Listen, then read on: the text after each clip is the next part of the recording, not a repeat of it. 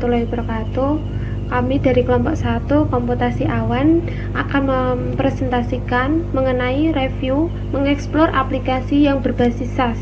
Sebelum masuk ke materi, saya akan memperkenalkan anggota kelompok saya yang beranggotakan saya sendiri, Safira Luciana. Yang kedua di sini ada Elvira Selvi Magalena, yang ketiga di sini ada Baiti Rahma, yang keempat Uswatun Hasanah, dan yang kelima Anissa Afriana Melani. Oke, nggak usah lama-lama, lanjut aja ke materi. Oke, di sini saya akan menjelaskan mengenai Google Docs. Apa sih pengertian dari Google Docs itu? Google adalah sebuah situs pencarian yang sangat populer di dunia. Kita bisa mencari apa saja di Google dan Google bisa menjawab semua pertanyaan kita. Di zaman yang sekarang ini, banyak sekali orang yang ingin bekerja secara instan tanpa perlu repot-repot datang ke tempat yang telah dijanjikan. Inilah salah satu fasilitas yang disediakan oleh Google, yaitu Google Drive. Di dalam Google Drive, kita dapat membuat berbagai macam dokumen dalam berbagai bentuk, seperti Google Calendar, dokumen, dan presentation, form, dan map. Google Docs adalah salah satu fitur aplikasi yang disediakan oleh Google.com untuk menyimpan file dokumen untuk mengeditnya. Seperti menggunakan Microsoft Word atau OpenOffice merupakan edit teks atau format teks. Data-data yang disimpan di Google Docs otomatis masuk ke server cloud Google atau masuk ke Google Drive sehingga tidak perlu khawatir file hilang atau terkena virus. Nah, di sini saya akan menjelaskan gimana caranya menggunakan Google Dokumen. Pertama, pastikan internet tersambung dan kalian memiliki akun Google. Lalu yang kedua adalah buka browser dan pergi ke halaman Google Dokumen. Kemudian akan muncul halaman login. Nah, isilah email dengan password yang kalian miliki. Jika dihadapkan pada halaman lain, semisal pada pengaturan akun Google atau masuk Gmail, kita bisa memilih tab Documents untuk langsung beralih ke Google Documents. Setelah itu kita akan melihat halaman tersebut masih kosong. Untuk membuat dokumen untuk membuat dokumen baru kita dapat memilih create lalu membuat dokumen untuk membuat file dokumen. Kita juga bisa memilih jenis presentasi yaitu seperti PowerPoint dan lainnya sesuai kebutuhan kita. Selanjutnya adalah ketika kita menekan salah satu pilihan, maka browser akan membuka tab baru untuk menyediakan wadah penulisan. Tampilannya memang cukup simpel dibandingkan dengan aplikasi yang sudah familiar yaitu Microsoft Word. Nah, untuk membuat nama file, kita bisa pilih file, lalu klik bagian rename atau ganti nama, masukkan nama yang diinginkan kalian, lalu terakhir tekan enter. Dalam video sebelumnya, maksud saya sebelum video awal-awal ada screenshot, kita bisa lihat untuk yang lebih jelas. Sedangkan untuk menyimpan file, mungkin jika pertama kali menggunakan layanan Google Docs, kita pasti merasa bingung karena tidak ada menu menyimpan file seperti save atau save as seperti Microsoft Word. Nah, tapi nggak usah bingung karena di sini akan secara otomatis dalam 5 menit sekali akan tersimpan di Google Dokumen. Nah, selanjutnya yaitu mendownload dokumen. Seperti di screenshot, kita mudah banget. Kita tinggal klik menu lalu download as. Kita juga bisa memilih bentuk file seperti dokumen, ODT, ETF dan lainnya. Lalu jika memilih salah satu, dokumen akan segera terdownload. Yang selanjutnya adalah mencetak dokumen. Jika sewaktu-waktu kita ingin mencetak dokumen yang kita inginkan, kita juga bisa melakukannya di Google Docs.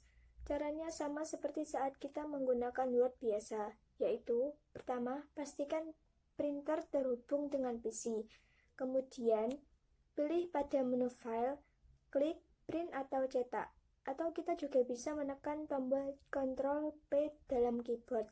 Selanjutnya setelah itu kita akan melihat halaman print review, di mana kita bisa mengubah ukuran sesuai keinginan kita.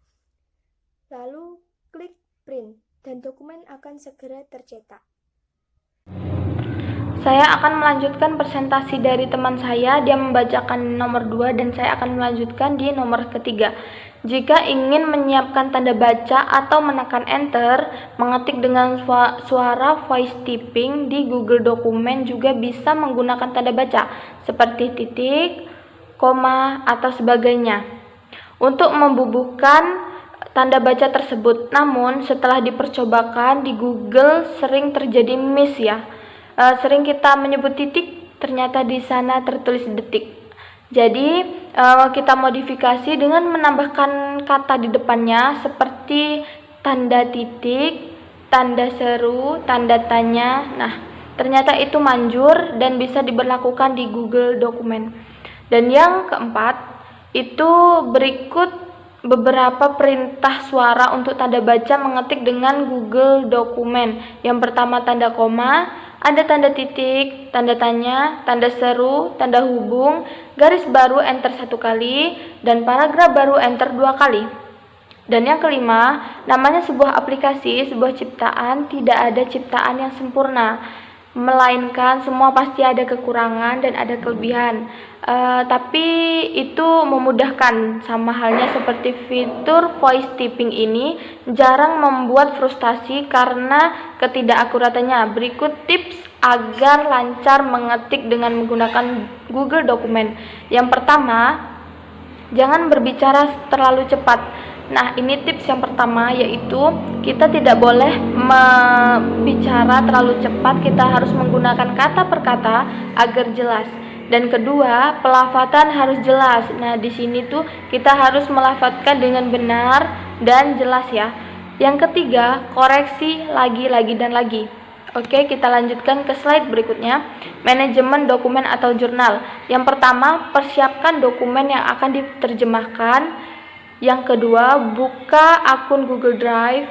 Yang ketiga, klik pada menu baru, lalu pilih upload file. Yang keempat, lalu kita akan diarahkan ke folder berkas untuk memilih dokumen mana yang akan diupload, seperti yang ada pada gambar ya.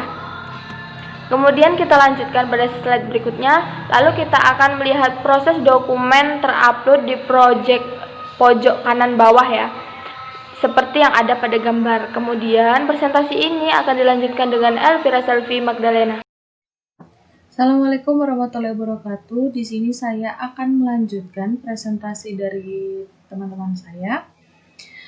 Yang keenam, jika kita menekan tombol centang hijau, maka otomatis Google Drive akan menunjukkan di mana letak dokumen yang sudah kita upload. Yang ketujuh, klik kanan pada dokumen, kemudian pilih buka dengan atau open with, pilih Google Dokumen. Yang kedelapan, kita akan membuka halaman Google Docs baru dengan isi dokumen yang kita upload. Setelah itu, kita pilih menu alat atau tools, kemudian pilih terjemahkan dokumen atau translate dokumen. Yang kesembilan, lalu akan muncul kotak pemilihan bahasa yang akan kita pilih atau yang kita inginkan. Google Docs akan otomatis menerjemahkan dokumen kita ke dalam bahasa yang akan atau yang telah kita pilih. Sekian presentasi dari kami. Selebihnya mohon maaf jika ada salah. Terima kasih. Assalamualaikum warahmatullahi wabarakatuh.